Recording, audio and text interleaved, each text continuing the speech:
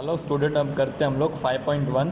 मैंने आपको जो अभिधारणा समझाई थी उसके आधारित हमको जो है वो कथन सत्य है कि नहीं सत्य ऐसा हमको बताना है। 5.1 है, ठीक है। निम्नलिखित कथन में से कौन सा कथन सत्य है और कौन सा कथन असत्य है, उत्तर के लिए कारण दीजिए। अगर मान लीजिए असत्य है तो हमको उसका क्या देना है, कारण भी यहाँ पर बताना पड़ेगा।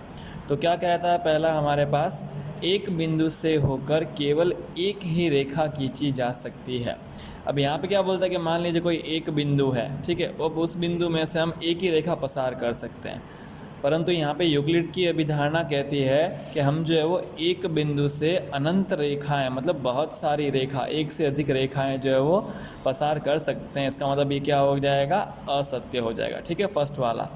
तो क्या लिखेंगे हम लोग इसको, इसका सही कथन लिखेंगे हम लोग कि एक बिंदु में से होकर अनेक सारी रेखाएं जो खींची जा सकती है। पॉइंट नंबर 2, क्वेश्चन नंबर 2 है, दो भिन्न बिंदु से होकर जाने वाली रेखा असंख्य होती है।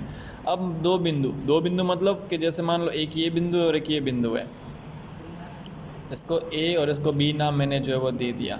अब मान लीजिए यहाँ पर जो रेखा जाएगी वो क्या करेगी, दो बिंदु को गुजर कर जो है वो एक ही रेखा जा सकती है, बहुत सारी नहीं। दूसरी जाएगी तो यूँ जाएगी कि यूँ जाएगी। तो कहने का मतलब क्या है कि हमारे पास जो है वो दो बिंदु में से एक ही रेखा को हम पसार कर सकते हैं। इसका मतलब दूसरा कथन भी क्या हमारे लिए असत्य है। सत्य क्या होगा कि दो भिन्न बिंदु में से केवल एक और एक ही रेखा जो है वो पसार हो सकती है या जा सकती है। पॉइंट नंबर 3, एक शांत रेखा दोनों और अनिश्चित रूप से बढ़ाई जा सकती है। अब ये कथन क्या है, सही, क्योंकि ये हमने अभिधारणा पढ़ी थी। कैसी है, देखो, जैसे मान लीजिए कि ये हमारे पास ये बिंदु है, ठीक है, दो बिंदु ए और बी। इसमें से हम क्या कर सकते हैं कि दोनों तरफ मतलब मान लीजिए कि ये मैं अगर इसको आगे की ओर बढ़ाऊँ और इसको जो है वो इस तरफ बढ़ाऊँ, तो यहाँ पर जो क्या ये असंख्य रूप से जिसको हम बढ़ा सकते हैं, जितनी बढ़ानी हो उतनी बढ़ा सकते हैं। तो यह कथन क्या है, सत्य है। उसके बाद है हमारे पास 4th 1, यदि दो वृत्त बराबर हैं तो उनकी त्रिज्या बराबर होगी। अब सबसे पहले क्या है हमारे पास, दो वृत्त मतलब दोनों वृत्त क्या है, समान है, इक्वल है दोनों, तो उनकी त्रिज्या बराबर होगी। त्रिज्या मतलब क्या होगी कि वृत्त से वृत्त के केंद्र बीच का जो है वो अंतर, उसे हम त्रिज्या कहते हैं। कहने का मतलब केंद्र से लेकर वृत्त तक का जो अंतर हमारे त्रिज्या कहलाती है। तो अगर दोनों वृत्त समान है तो दोनों की त्रिज्या भी क्या होगी, समान होगी। तो ये भी क्या है, सत्य है। आते हैं 5th 1 में, आकृति 5.9 में यदि AB बराबर PQ और PQ बराबर XY है तो AB बराबर XY होगा। ये हमको जो वो क्या बोलता है कि यहाँ पर हमको आकृति दी है जो पीछे पेज पर है, जिसमें क्या है AB और PQ समान है और यहाँ पे PQ और XY भी समान है। तो हमको प्रूव क्या करना है कि AB बराबर XY के होगा, ऐसा हमको बताना है। आइए देखते हैं 5.9 आकृति। देखिए, कहता है कि ये AB और PQ क्या है, बराबर है। मतलब इसको मैं ऐसा इक्वल टू का दे दूँ साइन दोनों को, ठीक है। इसी तरह क्या बोलता है, PQ बराबर है XY के, मतलब ये PQ और ये XY भी क्या है, बराबर है। अब जैसे ये बोलता है ये इसके समान है और ये इसके समान है, तो हम ऐसा कह सकते हैं कि AB बराबर होगा XY के। कहने का मतलब ये और ये रेखाएं जो क्या है, दोनों समान है, रेखाखंड दोनों जो है वो समान, ऐसा कह सकते हैं। इसीलिए हम कहेंगे कि यह भी कथन क्या है, हमारे लिए सत्य है, सही है। आ रही बात समझ में? आगे देखते हैं। अब हमको करना है क्वेश्चन नंबर 2, निम्नलिखित पद में प्रत्येक की परिभाषा दीजिए। कि जो हमको यहाँ पे दिए गए हैं उन शब्दों की हमको परिभाषा देनी है। क्या इसके लिए कुछ ऐसे पद है कि परिभाषित करने की आवश्यकता है? उस परिभाषा में से कोई सा शब्द जो हमें पता नहीं हो अथवा समझाने जैसा हो तो वो भी समझाना है। वे क्या है और आप इन्हें कैसे परिभाषित करेंगे, और हमें उनका बताना, उसका अर्थ भी बताना है। सबसे पहला हमारे पास समांतर रेखा। समांतर रेखा का मतलब क्या होगी कि ऐसी रेखाएं जो परस्पर जो वो एक दूसरे पर प्रतिच्छेद न करती हो, कि उसको अनंत तक बढ़ाया जाए परंतु वह क्या करेगी, एक दूसरे को जो है वो टच नहीं करेगी या प्रतिच्छेद नहीं करेगी, उसे हम समांतर रेखा कहते हैं। तो आप परिभाषा में कैसे लिखेंगे कि ऐसी रेखाएं जो परस्पर एक दूसरे पर कहीं भी प्रतिच्छेद न करे, ऐसी रेखा को हम समांतर रेखाएं कहते हैं। अब ये तो इसका अर्थ हो गया। इसमें जो रेखा शब्द है, अब उस रेखा शब्द का भी हमको जो अर्थ बताना लिखा ना यहाँ पे, क्या इसके लिए कुछ ऐसे परिभाषित शब्द की आवश्यकता है? तो यहाँ पे जो रेखाएं हैं वो गणितिक भूमितिक रूप में बहुत जो है वो असर करने वाला जो एक शब्द है जिसका हमको अर्थ बताना है, जो आपको आगे दिया गया है, पेज नंबर जो है वो 97 पर दिया है।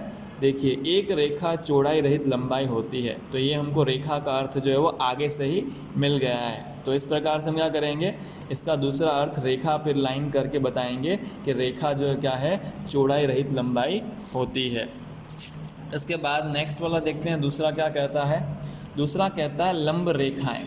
अब हमें पता है लंब मतलब क्या हो गया कि जो एक रेखा पर सीधी मतलब 90 अंश का कोण बनाती है ना। कहने का मतलब कोई भी रेखा को समांतर या समान रूप से उसे प्रतिच्छेद करती है। जैसे मान लीजिए ए और बी है, और ए और बी को जो हमें क्या करना है, एक लंब हमने खींचा है जिसका नाम है पी और क्यू। तो यहाँ पर ए बी को जो पी क्यू क्या करेगा, समान दो हिस्सों में बांटेगा। तो समांतर रेखा कैसे कहेंगे, ऐसी रेखा जो किसी एक रेखा को जो है वो समान दो भागों में विभाजित करे या समद्वि भाजक करे, परंतु वो लंब कैसा होगा, 90 अंश का होगा, ऐसा हम कह सकते हैं। ठीक है। उसके बाद तीसरा रेखाखंड।